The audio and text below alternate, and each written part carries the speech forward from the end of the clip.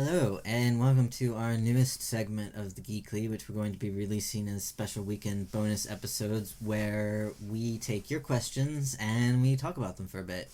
Great idea. Yeah. Love it. We've got some great questions. We do have some great questions, and they range from anything from, about the podcast, about us, about superheroes, comics, films, our opinions on various things. I'm hoping for a lot of ones where they ask my opinion on superhero stuff, because I've got opinions. I've got opinions for days on geeky stuff.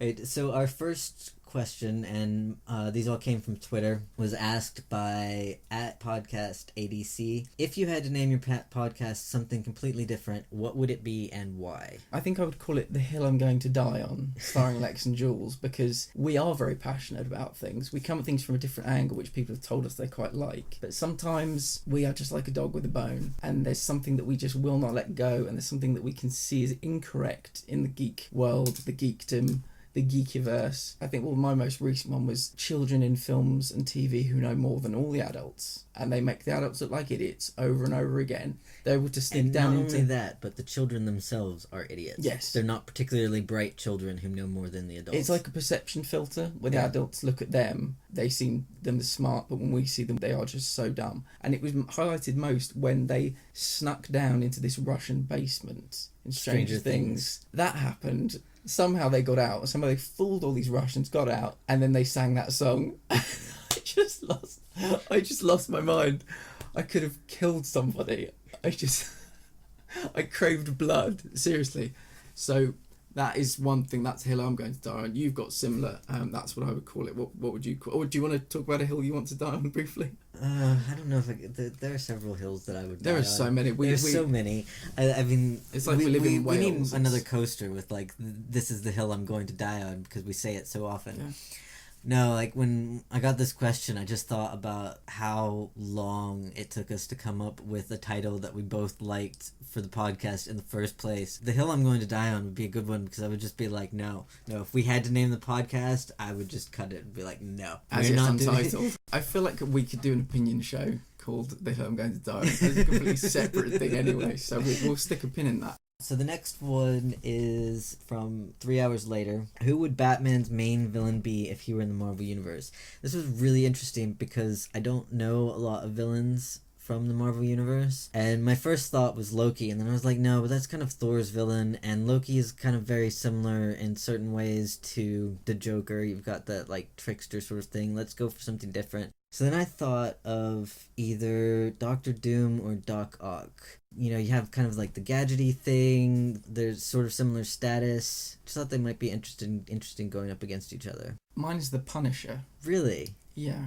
Very similar kind of origin story. Similar but different kind of origin story. But the fact that Punisher goes around... Killing people. And I think if Marvel's New York and DC's Gotham were in the same world, he might have read up about this guy. It would be more of a rehabilitation kind of talking to, but I don't think the Punisher would take well to that, and so it would be guns versus batarangs, the war of batarangs and bullets. That would be a pretty interesting showdown to see, actually. Yeah. Similarly to you, Marvel isn't my kind of strong point, especially the villains, other than the obvious ones. So I thought, maybe just try something a little bit different. But yeah, great question though. Great question. And now I really want a Punisher Batman crossover. So like DC and Marvel, get your shit together, do this. It'll be great. Then we had from one of our patrons, actually, @LeRichard C. How did your beautiful friendship blossom? What a poetic question. We met at the University of Kent in 2013. We were both studying a master's in creative writing. And we lived right next door to each other. I think I was in 21 Farthing's Court. Yeah, I was in 22 Farthing's Court. I think I've been thinking about this question for about 24 hours. I think I remember the first thing I ever said to you. People were standing in your... Do you remember this? A load of people were standing in your doorway and they were singing the Kolo Toure Yaya Toure song. Yeah. And I sidled up and started singing this song along with them, and they all left and I remained there. I basically said, hi, I'm your new next door neighbour. Yeah, we got on because we both liked Quantum Leap, and we started watching Quantum Leap immediately. And I remember the night that we watched the Quantum Leap song with lyrics. Do you remember that? Yeah, yeah. With two other people who'd never seen the show before who thought it had lyrics. And we were like crying with laughter because these lyrics were so funny and they just didn't really understand what we were laughing at. Yeah, they didn't really understand the fixation of Quantum Leap either. They were just like, so I remember we were dating them at the time and they were best friends, and one asked like, are they really into this show? Like, I don't get it. Like, because we tried to introduce them to Quantum Leap and they were just like, no, it's not happening. Can I just say, if I was some kind of person with power in TV or film or in comic books or something, my mission statement in life would be getting Sam back at home. If I could do one thing in film and TV, it would be getting Sam back at home. And if that had to be like in a 6-episode comic run, a graphic novel, if it had to be TV, if it had to be maybe like a one-off film, got to get that guy home. Got to get him home. I kind of like the idea of him just bouncing around forever and ever and ever, just out there, you know, doing little pixie things, fixing the universe. I just feel like he's done his time. It's been, I don't know how many years since the show first aired, but I don't quite have sleepless nights Probably about like it. 40 or 50. Probably. And you can imagine, you know, obviously the final episode we got, he's continued to do it for many decades. Yeah. So when he was maybe in different, like Leaper would have to go in, find him in whatever reality he's in. Maybe he couldn't leap. Maybe he failed one time. And they would find him probably like a bit of a wreck. Maybe in like a mental asylum or something, where he was just trying to explain to people his truth. And that kind of just saving him, rescuing him, bringing him back to the present day. I would sleep better at night. And I think a lot of people would. And it bothers me that he did so much good and he's still out there. And that's the hill I'm going to die on. That was University of Kent. That's where we met and where our friendship began. Yeah, and then we lost track of each other for a couple of years, and I came back to do a PhD, and Jules was doing a second master's in film this time, and I just remember like we kept bumping into each other like all over campus. And I came over to you one day and I said, let's go see Doctor Strange. And it all just came flooding back. Everything came back, and then came the like, we should do a podcast. And then came no, and many months later that no became a yes. Yeah, it took me a while because I genuinely was like, nobody's gonna want to listen to what we have to say about things, and Jules people listen to us in fucking Peru now. We hit Peru. 6 continents. I have been proved wrong. So yeah, that's how it started. What TV show do you think deserves another season? I'm gonna go like really old school and say Firefly. Firefly, cool. Yeah, I mean, I absolutely loved the first season, and it was such an interesting world, and I mean, the casting was so great. Well, we got the film as well, but like there's so much more that they could have done. So yeah, I would have gone with Firefly. Yeah, in this day and age, beloved things are being brought back. You know, we had a Twin Peaks kind of season. Yeah. We've had things like Will and Grace that are completely different. People seem open to it, you know, if there's enough interest. Someone like, is it on Netflix or is it on Amazon Prime? I think it's Amazon Prime. Because you can believe that Amazon Prime would think, even now, like the numbers for... I mean, there's a huge... They call themselves the Brown Coats. There's like a huge movement behind Firefly wanting another season. It would really benefit somebody to be like, hey, you know what? Yeah. Let's get this going and do it. They did that obviously with Arrested Development. Didn't completely work out the way I think many people hoped. They'd probably revive it and have like 5 great seasons, and it would like have the seasons that it should have had the first time around. So there's always that fear, but I think Netflix did that. You can believe Amazon would maybe give Firefly another go. Yeah. I've never seen Firefly. I've seen like the first episode. I think we watched it for the podcast, but if it ever happens, we'll have to do like a complete catch-up watch through. Mine is Hannibal. Obviously. Big surprise there. Yeah, it was one of those things that critics loved it, people loved it, just not enough people loved it. It was one of those things that on Rotten Tomatoes we've had like a 90 score on both. NBC pulled it, the same NBC that pulled Community, which would probably be like my second place for another season. Just an absolute roller coaster ride, part opera, part TV show, all amazing. Obviously there is actually more source material.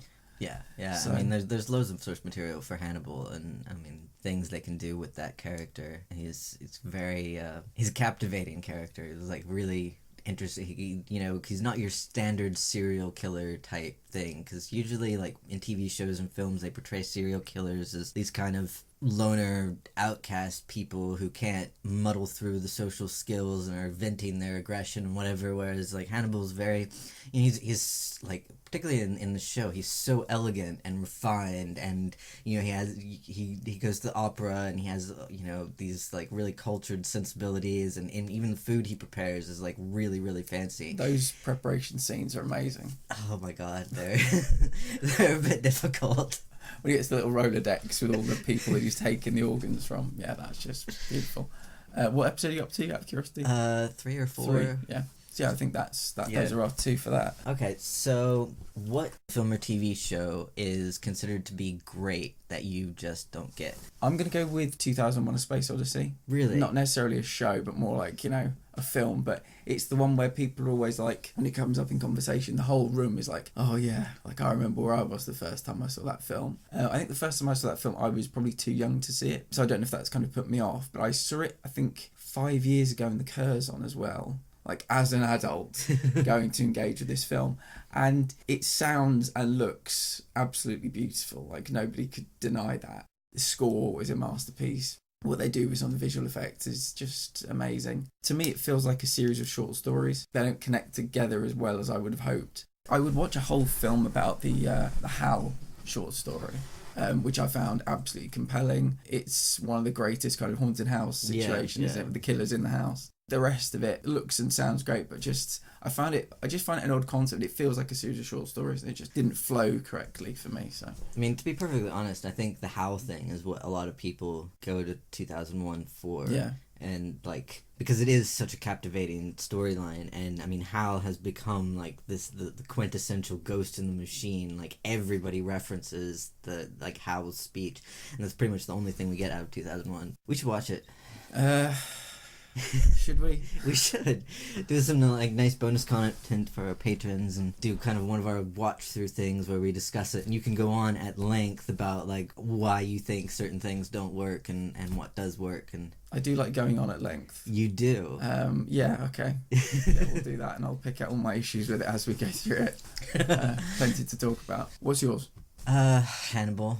3 episodes in, yeah. Yeah, it's just like it's so grandiose and over the top, and like the thing is the scenes with Hannibal, they're done so beautifully. Like they are absolute works of art. Like in his house, when he's alone, when he's serving dinner, everything in his domain. Like I absolutely love his office. I was just sitting there watching the scene in his office, thinking, "Fuck, I want to live there." But then was it Will? Is the other guy? His scenes, like visually, it's so jarring and frenetic, and like I get what they're trying to do. They're trying to contrast the two of them, where Will's very kind of uncontrolled and impulsive and spirally, and Hannibal is obviously very measured and controlled and elegant. But it feels like somebody cut together 2 entirely different TV shows, and so you bounce from one to the other, and it's so fucking jarring. The stuff that the serial killers do is so unbelievable. I mean, like the very first one where this guy broke into the house, kidnapped the girl, killed her, took her away somewhere else. Somehow, when the family and the cops were in the house, in and out of this bedroom, managed to sneak back in, arrange her on the bed, all nice and neat, and nobody knew, and get out again, and nobody knew he'd been there. That was just like, come on, for fuck's sake. Like, it tests the believability way too much for me. I'd love to hear your opinions after, like, you know, the season, but it's one of those shows that is quite rare. It completely changes its format for season 2, and it completely changes its format again for season 3. For me, that helps to keep it fresh. It couldn't have been a procedural for 5 years, or even the 3 years that it got. It's probably one of the most beautiful shows I've seen probably ever, but it's definitely my top 10 shows of all time, I would say. I mean, if Twitter hadn't declared that I was to watch Hannibal, I don't think it would be happening. Okay, what's the next question? Okay, what villain from either DC or Marvel would you be? Yeah, I'd be Kingpin. I don't know why I'm shocked by that. Like, I should have guessed that coming into it. Yeah, I really have an interesting property, and I don't quite have the money that Kingpin's got. So actually living out my property dreams. So you're basically you're an aspiring Kingpin. Yeah. Is what you're saying. Fractionally less murder. So I think if I had his money, I wouldn't want to like burn everything down, but I would like to, you know, get some solar panels everywhere, you know, get some little wind turbines, so help everyone to be a bit greener. So an altruistic Kingpin. Yeah. Yeah. A nice kingpin. With hair. With hair. So yeah, what about you? It's really difficult because there are several villains that I really enjoy. I think Joker is way too obvious. I'd be a terrible Joker. I think would be like a terrible Joker. If I were Joker, I would just like go all in. I could probably pull it off. It would be quite a lot of fun. Be murdery fun. I'd probably say Scarecrow, just because like he's a villain that's always really intrigued me, and I like the whole idea of like messing with people's heads and like making them see kind of their greatest fears and tapping into that very primal bit. Plus, I also love the aesthetic of it. So yeah, I think I'd be Scarecrow. Cool. All right, but I think that sums up our first Geekly Q&A. So if you have any questions for the next one, please send them along. Either DM us on Twitter, contact us on Facebook, or you can email us. geeknerdpodcasts@gmail.com. Facebook, we're at facebook.com/thegeekly. And Twitter, we're at geeknerdpod. Send us a message somehow. Give us your questions. The more questions we get, the more of these things we can do. So if you enjoy it, send us all your questions, as many as you want. Yeah. And we'll feature them on another little bonus Q&A session. Cool. Cool. Thanks for listening.